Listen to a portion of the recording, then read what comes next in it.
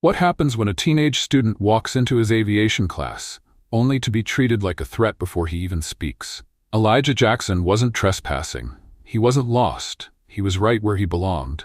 But one glance from a senior pilot was enough to turn his dream into a public interrogation. Why? Because sometimes a uniform doesn't just carry authority, it carries assumption. And this time, the person being doubted wasn't just a student. He was the son of someone who knew exactly how systems like this are built and how to take them apart.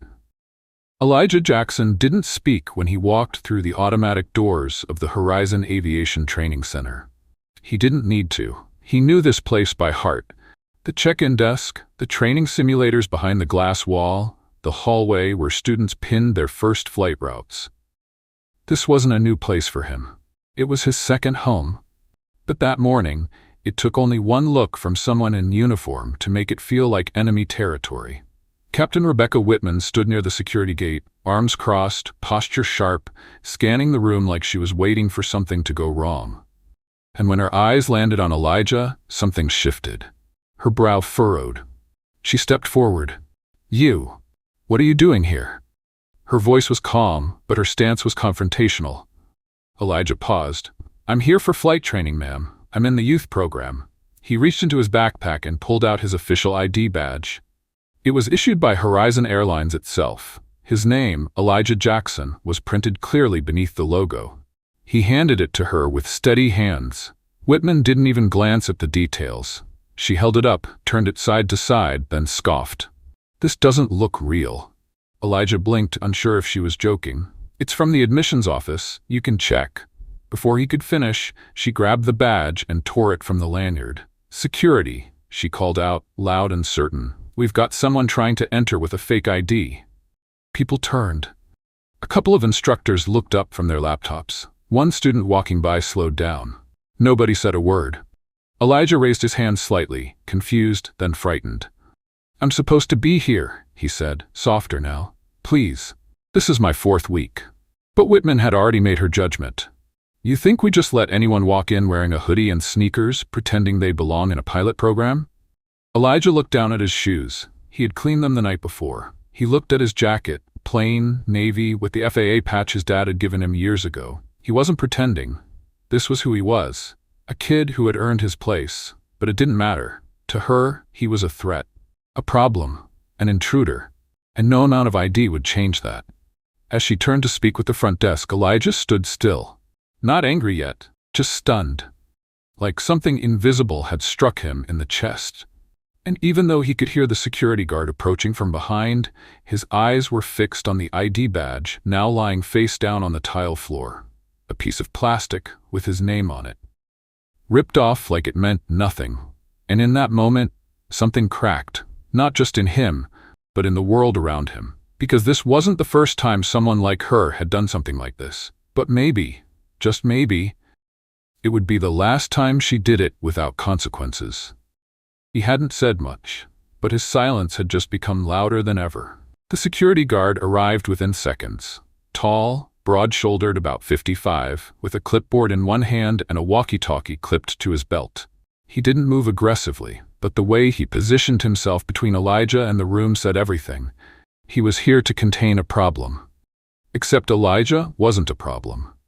"I need to see your ID," the guard said, his tone neutral but rehearsed. Elijah gestured toward the badge on the floor. "She took it from me? It's right there." The guard glanced down but didn't pick it up. Instead, he looked at Captain Whitman. "You reported this?" "I did," she replied quickly. "The ID looks fake. We can't take chances, especially not with kids walking in off the street claiming they belong here." Elijah's voice trembled, not from fear, but disbelief. "I'm not just some kid off the street." Nobody responded. The front desk clerk suddenly became busy with her keyboard. 2 instructors standing nearby averted their eyes. One of them turned and walked away entirely. This wasn't just silence, it was abandonment. Elijah turned to the guard again. "Please, just call the coordinator of the program. My name is Elijah Jackson. They'll confirm I'm enrolled." The guard hesitated. For a moment, it seemed like he might ask a question, offer a chance to de-escalate, but Whitman cut in. "We don't have time to play games. If the ID is fake, he shouldn't be here." Elijah swallowed hard. His heart pounded, but he kept his voice steady. "Call my father, then. He can explain everything." The guard raised an eyebrow. "And who's your father?" "David Jackson," Elijah said. "He works for the FAA." Something shifted in the guard's face, but only for a second. He didn't react, didn't smile, didn't nod. Instead, he pulled out his phone. "I'll need to make a few calls."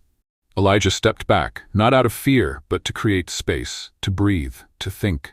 Because in that room, even though he hadn't done anything wrong, he was being treated like a suspect. Not because of his actions, not because of a breach, but because of how he looked, how he dressed, and how quickly someone assumed he didn't belong. Somewhere between the silence and the sideways glances, Elijah realized something that would stay with him forever. Not every confrontation is loud. Sometimes it's the quiet that breaks you. The kind of quiet where no one speaks up, no one questions, no one defends. It was a different kind of violence. A slower one. Carried out not with fists or threats, but with a decision to look away. As the guard stepped aside to make his call, Elijah took out his phone. He scrolled to his father's name and hit dial. His fingers shook slightly. Not because he was scared, but because he was trying not to cry. A boy calling his father shouldn't feel like calling for backup. But in that room, it did. And as the phone rang, he closed his eyes and whispered just one word. "Please." Not for forgiveness, but for anyone to finally stand beside him. Before the badge hit the ground, before the security guard stepped in, before the glances turned cold and the silence grew heavy, there was a boy who fell in love with the sky. Elijah was 8 the first time he saw a cockpit. His father had taken him to an FAA open house on a Saturday morning. Most kids ran toward the snacks or the souvenir tables, but Elijah had stood still, his eyes locked on the instrument panel of a retired jetliner. Buttons, switches, dials. It looked like magic. But his father knelt beside him and whispered, "This isn't magic, son. It's knowledge. And if you want it, you'll have to earn it." From that day on, Elijah studied flight the way other kids studied video games. Every birthday he asked for aviation manuals. Every weekend he'd beg his dad to drive him past the local airfield just to watch the small planes take off and land. He memorized the NATO phonetic alphabet before most of his classmates could spell Mississippi. His father, David Jackson, had noticed early on that this wasn't just a phase. Elijah wasn't pretending to be interested. He was consumed. So David did what any father with limited time but infinite faith would do. He invested, not with money, but with patience, encouragement. Hours spent helping Elijah with homework, editing application essays, writing recommendation letters, and driving him to early morning interviews. Elijah didn't get into the Horizon Youth Aviation program because someone pulled strings. He got in because he worked for it. He aced the tests, wrote a powerful essay, showed up prepared, quiet, focused, professional. By the time he was 16, he was one of the youngest students ever admitted into the program. He walked into that training center not as someone trying to prove himself, but as someone who already had. That's why today hurt so deeply. Because this moment, the accusation, the doubt, the public shame, it wasn't just about a misunderstanding. It was about something bigger. It was about being told, without words, that no matter how hard you work or how much you deserve to be somewhere, someone can still look at you and decide, no. Elijah had never been in trouble. Never missed a class, never talked back to a teacher. His dream wasn't to be famous. It wasn't about status. It was about flight.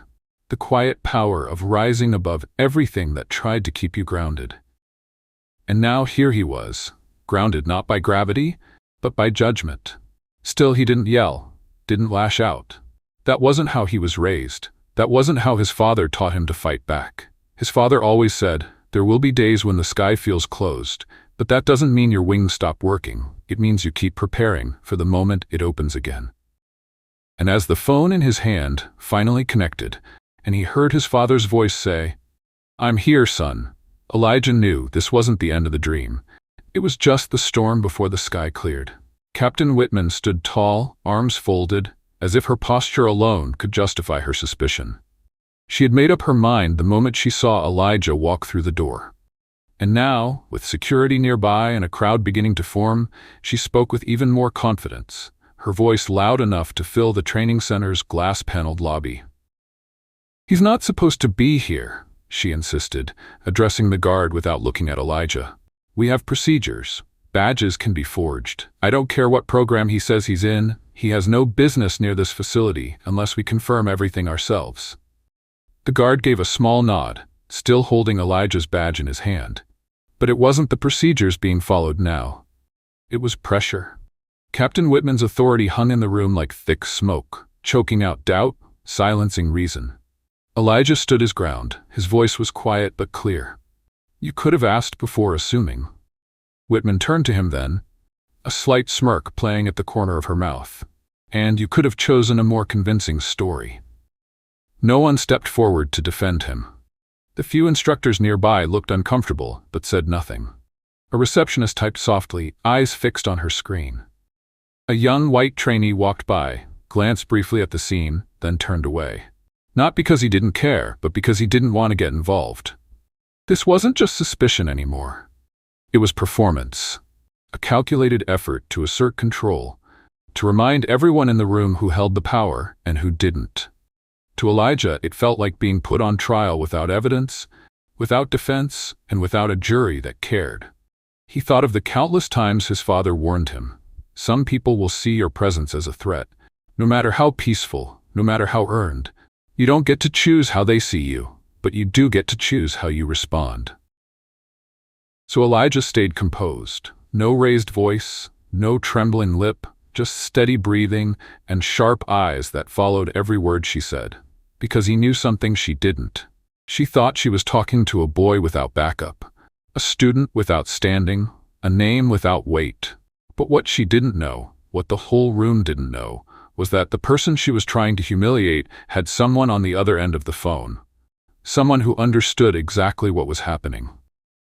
Someone who had spent decades fighting systems built to excuse moments like this. And that man was already on his way. Still, Elijah felt the sting of the moment. The humiliation wasn't in the volume of her voice. It was in the casualness, the ease with which she turned his presence into a threat, how quickly a uniform had turned into a shield for prejudice. As Captain Whitman moved to speak with the program coordinator, her tone still confident, her posture still superior, Elijah didn't move. He didn't argue. He simply watched. Because sometimes the best witness is the one who remembers everything and waits for the moment truth walks through the door. And that moment was getting closer with every step. David Jackson didn't rush. He didn't need to. His pace was deliberate, his steps measured, like a man who'd walked through tougher doors and faced colder rooms. From the moment he parked outside the training center, he carried with him not just a father's concern, but the quiet authority of someone who had spent decades navigating halls of power. Inside, Captain Whitman continued to justify her actions. Her voice had settled into a familiar tone, the tone of someone accustomed to being right, of giving explanations not because she doubted herself, but because she assumed others wouldn't dare challenge her. "Until we can confirm his ID with headquarters," she told the coordinator, "we're treating this as a breach. It's protocol." The coordinator, a man in his early 40s, looked uncomfortable. "He's registered in our system. I see his name here, Elijah Jackson." Whitman didn't flinch. "Anyone can enter fake data. Until I verify this myself, we hold." Just then, the lobby doors opened again. David Jackson stepped inside. Tall, composed, gray suit, open collar. He didn't flash a badge, didn't announce his title. But the moment he entered, something changed. Not loud, not dramatic, just a shift in the room, like the wind had turned. Elijah looked up. His shoulders dropped, not in defeat, but in relief. Captain Whitman glanced over, uninterested at first. But when she saw Elijah nod toward the man, her expression tightened. David walked straight to his son and placed a hand on his shoulder. "You all right?" Elijah nodded slowly. "Yeah." Then David turned to Whitman. At first, she smiled politely. "Sir, this area is temporarily restricted." David raised a hand, calm, firm. "I'm David Jackson." Whitman hesitated. "And you are?" He looked her in the eye. "Administrator of the Federal Aviation Administration." Silence. Real silence. Not the kind born of apathy, but the kind that lands with weight. The kind that makes people pause, rethink, realize they may have gone too far. Whitman blinked. Her voice dropped just slightly. "I wasn't aware." "You weren't," David said evenly. "But that didn't stop you, did it?" For the first time, Captain Whitman's posture softened, just a bit. She adjusted the hem of her uniform, took a breath. I was following protocol. The ID looked questionable. David didn't react. He didn't raise his voice. He didn't need to. He turned to the guard. Has anyone here verified my son's credentials? The guard cleared his throat. We were in the process. Process shouldn't begin after humiliation, David said, especially when the records are in your system and the coordinator has already confirmed them. Captain Whitman stepped forward. Look, sir, I was simply doing what I thought was necessary to ensure the safety of this space. David's gaze held steady. The safety of this space was never threatened, but the dignity of a young man who belongs here was. That's when the crowd started listening, really listening, because what they were witnessing now wasn't a confrontation. It was accountability. And no one in that room, not even Whitman, could ignore it. As David turned back to Elijah, he didn't say, I'm proud of you. He didn't need to. He just said, we're not done here, but you did exactly what you should have. Elijah nodded. He didn't feel small anymore. Because in that moment, the room that once tried to shrink him had to face something bigger than uniform or rank. It had to face the truth, and the truth had just walked through the door. David Jackson didn't pace. He didn't gesture. He stood still, letting the silence do the work. Around him, no one spoke. Not the security guard who had taken Elijah's badge, not the receptionist who had watched it unfold, and certainly not Captain Whitman, who was now choosing her words with more care. I understand how this might look in hindsight, she began, her tone lower now. But in my role, we're trained to respond quickly. I didn't mean to offend anyone. I was following instinct. David nodded slightly, not as agreement, but acknowledgement. Instinct, he repeated. Is that the standard we follow now? Personal instinct over established protocol? Whitman opened her mouth, but David continued, not rushing, not raising his voice. Because protocol says if a student presents ID, you verify it with the office. You don't rip it off their chest and call security in front of half the building. You don't humiliate a child before asking a single question. He turned to the coordinator. Was Elijah's name on the roster? Yes, the coordinator replied, almost whispering. He's been attending for nearly a month. No issues. Excellent performance, actually. David nodded again. And yet today, none of that mattered. He stepped closer to Whitman. Let me ask you plainly, Captain. If Elijah had been white, wearing the same hoodie and sneakers, would you have reacted the same way? Whitman didn't answer. Not because she didn't have words, but because the room had already answered for her. The discomfort, the shifting feet, the sudden inability of anyone to meet David's eyes. He let the question hang, then turned to the security guard. Did anyone verify his badge? The guard cleared his throat. We ran it through. It's valid, no discrepancies. So, to summarize, David said, a student in good standing was detained, questioned, and shamed without cause, based on one person's impulse. Captain Whitman stiffened. I didn't mean harm. My concern was for the safety of the facility. David's face didn't change. Your concern should have been for the truth. He stepped back, looked at the room, not just at Whitman, but at everyone who watched it happen and chose silence. We've built an industry where safety is everything. We train for every scenario, every system failure, every what if, but we don't train for this. For when a person, not a process, becomes the threat. When judgment is passed not by evidence, but by instinct. And when that instinct keeps targeting the same people, time and time again, we don't get to call it caution. We have to call it what it is. His voice stayed steady. Bias. No one argued, because they couldn't, because it was true. And as David turned to Elijah, placing a hand on his back, he didn't have to reassure his son. Elijah had heard everything. He had witnessed how truth works when it's carried with calm and conviction, how it doesn't need to shout to be powerful, how justice doesn't always arrive on time. But when it does, it stands firm. In that room, something shifted again. Not because the power dynamic changed, but because the silence had been broken by someone who refused to let it pass as normal. And for the first time that morning, Elijah didn't feel outnumbered. He felt seen. Just as the tension in the room began to ease, another door opened, this time from the administrative wing. A woman in a navy blazer, short gray curls, and a worn FAA lanyard around her neck stepped in holding a folder. She walked directly toward David Jackson, nodding with quiet urgency. "Sir," she said, "we pulled the internal records you requested." David took the folder, flipping it open with the familiarity of someone who had reviewed hundreds like it before. A few pages in, he stopped. He looked up, not at his son, not at the room, but directly at Captain Whitman. "Did you disclose any past incidents involving complaints from trainees under your supervision?" he asked calmly. Whitman blinked, then straightened. "I wasn't aware there were any formal complaints in my file." David raised the folder slightly.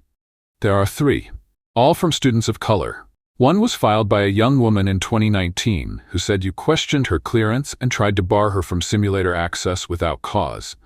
Another in 2021 involved a Hispanic student whose credentials you claimed were unusual for his background. Both cases were quietly closed due to lack of escalation." Whitman took a step back. Her voice lost the edge it once held. "No one ever followed up with me about those." David's reply was measured. "Because they didn't have the title to make you listen." The room went quiet again, but it wasn't the same kind of silence as before. This one was heavy with realization, the kind that settles in when people begin connecting the dots they ignored for too long. David continued, "You've built a pattern, Captain. Not loud, not explicit, but consistent enough to trace. Today isn't a one-time mistake. It's part of something you've been allowed to repeat, because no one held you accountable." A gasp came from the back of the room. An older woman had stepped inside during the exchange. She was in her 70s, her flight attendant pin still clipped to a modest coat. Her voice wavered, but it carried. "I filed one of those complaints. In 2017. My trainee, she was sharp, respectful, eager to learn. You humiliated her in front of the entire crew." Whitman didn't turn to look at her. The woman did not raise her voice. "We reported it, nothing happened. But I remember the look on that girl's face, same as his." She pointed to Elijah. "That was the final crack. Not a dramatic collapse. Just a small sound, like a truth finally breaking through years of quiet denial." Whitman stood frozen. Her arms no longer crossed, her confidence unraveled not by shouting, but by the slow unveiling of what had always been there. David gently closed the folder. "This isn't about punishment. It's about recognition. About no longer pretending your decisions have been neutral, because they haven't, and they won't be, until someone says enough." No one moved to defend her. No one needed to. The file, the voices, the quiet woman from the past, together they said all that needed saying. Elijah looked across the room, not for approval, but for understanding. And in the eyes of the older woman, he saw it. Recognition. A torch being passed, not in fire, but in truth. And that was more powerful than any apology that never came. There was no announcement when it happened, no dramatic statement, no apology over the intercom, just 2 security personnel stepping forward and asking Captain Whitman in low voices to come with them for further review. She didn't protest. She didn't look at Elijah. She simply nodded and walked, her shoes tapping against the tile floor, sharp but hollow. The hallway stretched out in front of her, long and quiet. And for the first time that morning, her footsteps didn't sound like authority. They sounded like absence, like something finally leaving that had been allowed to stay too long. Back in the lobby, no one clapped. There was no cheering. No one rushed to embrace Elijah, but the air felt different. Lighter, like a weight had been lifted. Not just from one boy, but from every person in the room who had ever been made to feel small and voiceless. David turned to his son. He didn't need to say much. "You didn't fold?" he said softly. "That matters." Elijah nodded. His jaw tightened slightly, not from pain, but from everything he was holding together. Around them, the same people who had looked away earlier now watched with a different kind of attention.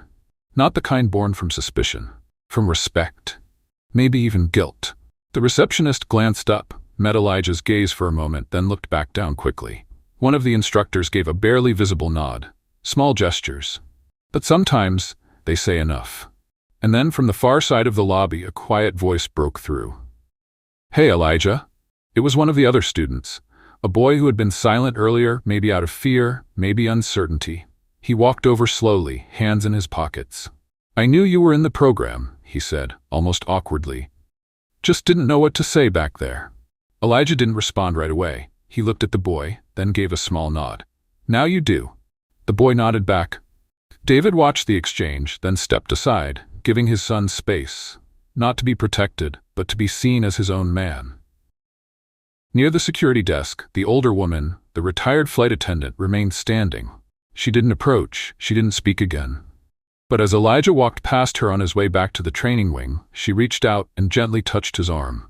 Just a moment, just long enough to say, "I've waited years for someone like you to be heard." Elijah kept walking, his back straighter now, not defiant, just steady. There would be other days, other doors, other rooms where judgment might come before truth. But this one belonged to him now, not because he shouted the loudest, but because he stood the longest. And as he disappeared down the hallway, his father watched with quiet pride, not because his son had won, but because his son had endured. And in rooms like that, endurance is everything. Months passed. The story of what happened that morning spread, not because it went viral online, but because it echoed in places that mattered. Aviation classrooms, union meetings, quiet conversations between instructors who had seen too much and said too little for too long. Elijah didn't seek attention, but attention found him. An invitation came from the FAA, not just as a formality, but with purpose. They wanted him to serve as a youth ambassador, to visit schools, training centers, and community programs, to speak not just about aviation, but about belonging, about what it means to walk into a room where people don't expect you and claim your space anyway. He didn't rehearse speeches. He told stories. His story. He talked about how a love for flying didn't shield him from judgment, how a badge wasn't enough to earn trust in the eyes of some, how his father didn't raise his voice, but raised the truth, and how justice, when delivered with patience and principle, lasts longer than noise. In one school visit, he stood in front of a group of Black and Latino high schoolers, many of whom had never met a pilot, let alone imagined themselves as one. He didn't promise them it would be easy. He told them it would be worth it. That the sky didn't check skin color before it opened. That the cockpit didn't care about stereotypes. That the system might be slow to change, but they didn't have to wait for permission to dream. One student asked, "Were you scared?" Elijah paused. "I was angry," he answered. "Then I was tired, but scared? No, because I knew who I was. I just needed the world to catch up." Far from the stage lights and attention, an email arrived one evening. It was from a retired schoolteacher in North Carolina, Diane Mercer, 70 years old. She had taught Elijah in 5th grade, and in her message she wrote, "I remember your quiet focus. I also remember the moments I doubted it was enough. I want you to know, I was wrong, and I'm proud of the man you've become." He read it twice, not for praise, but for what it meant. Even those who once failed to believe in him had now chosen to listen. Elijah didn't seek redemption. He became a mirror, for people to see the parts of themselves they'd silenced, the biases they hadn't questioned, the courage they still had time to show. And on a warm afternoon, standing on the tarmac during a youth aviation event, he looked up at the sky as a small plane cut through the clouds, not in awe, but in recognition. That's where he was always meant to be, not to escape the world below, but to rise above it with clarity. Because what happened to him wasn't just a moment. It was a mark. But marks don't have to be scars. Sometimes they're reminders of the day a boy refused to back down, of the day silence lost.